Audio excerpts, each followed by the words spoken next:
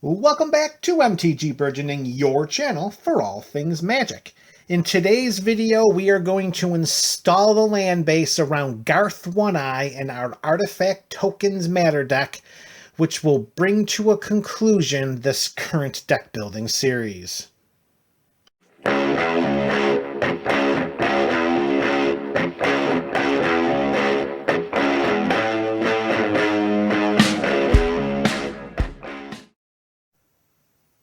What's up, MTG BC, baby? That is the MTG Burgeoning community. Here we are once again, one more step to take to complete our Garth One-Eye 5-color Artifact Tokens Matter build.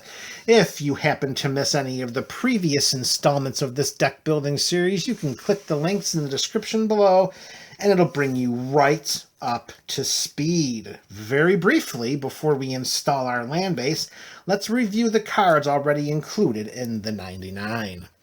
We have Ragavan Nimble Pilferer, Dockside Extortionist, Monologue Tax, Tago Goblin Weaponsmith, Tireless Tracker, Tireless Provisioner, Fey Offering, Search the Premises, Sahili the Gifted, Tezzeret, Artifice Master, Brass's Bounty, Old Gnawbone, Lonus Cryptozoologist, Academy Manufactor, Inspiring Statuary, Cran Clark, Clark Clan Ironworks, stinking card, Anointed Procession, Storm the Vault, Galazeth Prismari, Second Harvest, Urza Lord High Artificer, Goldspan Dragon, Shimmer Dragon, Whir of Invention, Rise and Shine, Jiriper Ether Grid, Mechanized Production, Revel in Riches, Hellkite Tyrant,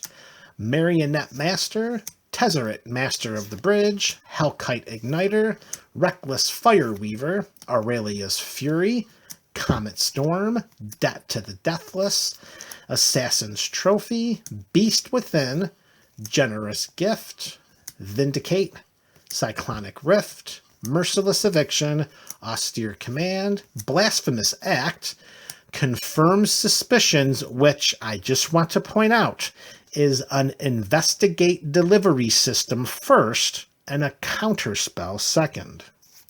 Spell Swindle, which I just like to point out is a treasure artifact creator first and a counterspell second. Cranial Plating, Mayhem Devil, Malcolm Keen-Eyed Navigator, Vidalcan Orrery, Mox Opal, Chrome Mox, Soul Ring, Arcane Signet, Felwar Stone, Treasure Map, Thought Vessel, Idol of Oblivion, Farseek, 3 visits, and that is the last spell.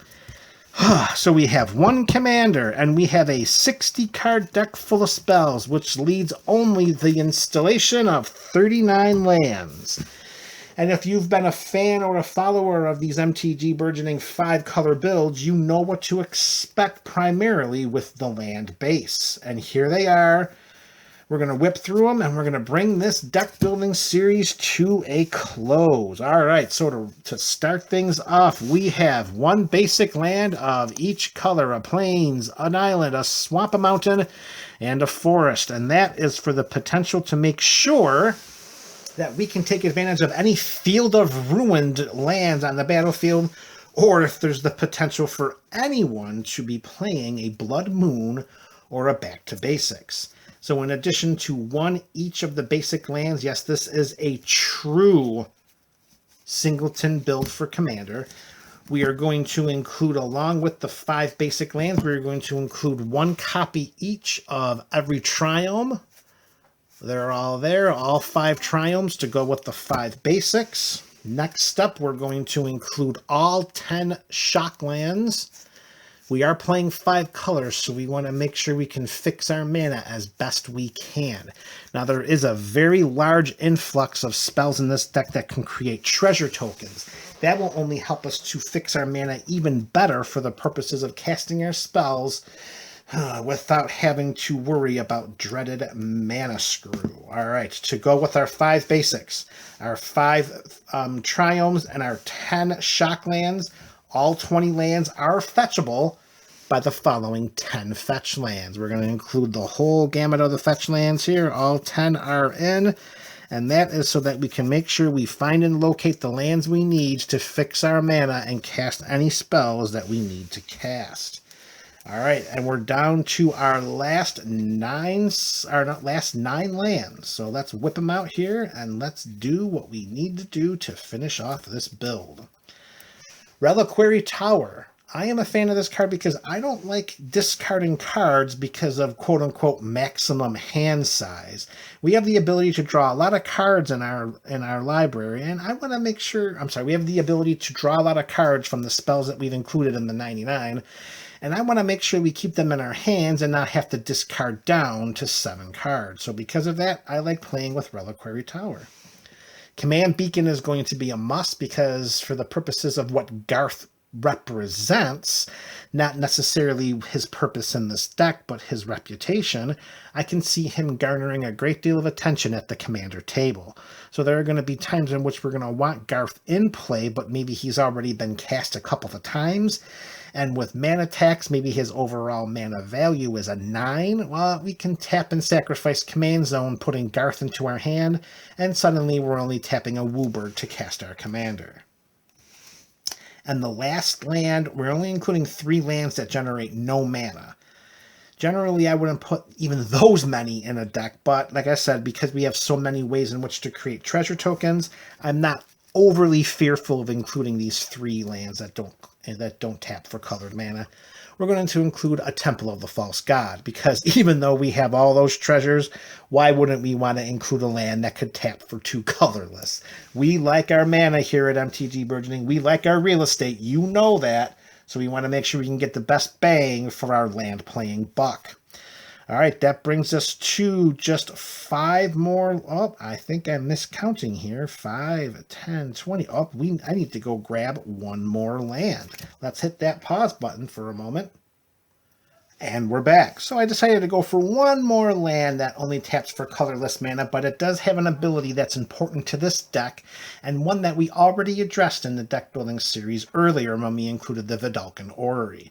To continue with that flash theme, we're going to include a copy of Alchemist's Refuge.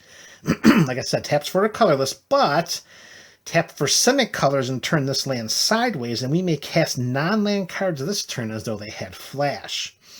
When thinking back, we included the Vidalcan Orrery for the purposes of maximizing, or should I say shortening, the time that our opponents have to respond to our win condition cards. You know, cards like, what is that one? Revel in Riches, and the Hellkite's, not the Hellkite Tyrant, the win condition, the Dragon, that gets you the 20 artifacts, pretty much mechanized production. I think it's not the Hellkite Tyrant. Maybe it is the Hellkite Tyrant. Either way, it's the dragon that when you have 20 or more artifacts at the beginning of your upkeep, you win the game. So if we have an Alchemist's Refuge in play at end of our last opponent's turn, we can turn it sideways, enabling flash, casting one of our at the beginning of our upkeep, we win the game cards, and by that way, we minimize the opportunities of our opponents to interact with those win conditions by removing sorcery speed removal from the equation. Alchemist's Refuge is in. That brings our land total to 34, and 5 lands left to complete this build. We're in 5 colors, so we're going to play with an Exotic Orchard, of course, because as long as we're not sitting down to a table full of colorless decks, which I've never have happen yet, I've never had happen before, we should be able to get some combination of colors by tapping Exotic Orchard. So that card is in. As long as we're in the orchard, we're going to include a copy of Forbidden Orchard as well. Yes, we have to gift our opponent with a 1/1 spirit creature token each time we tap this for mana. However, that token doesn't even fly. So you know what? That's almost a punishment to our opponents. A spirit that doesn't fly. What are they, tethered to the ground? Somebody has to explain that to me. I just don't understand. All right, next up we're going to throw in a Mana Confluence. Paying a life, adding 1 mana of any color to our mana pool. Because of the number of ways in which we can gain life in this deck, particularly because we can create food tokens, the loss of life from the mana confluence and paying for our fetch lands and paying 2 life for our shock lands should not be a problem.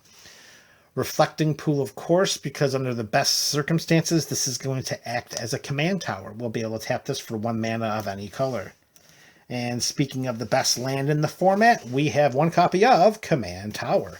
And those are the 39 lands in this Garth One-Eye Artifact Tokens Matter build. Next up, we shuffle this bad boy up, we take it out for some test spins, and then we report back to the MTG BC to talk about its effectiveness. Let me know what you think of this build in the comments section below. This is MTG Burgeoning, your channel for all things Magic.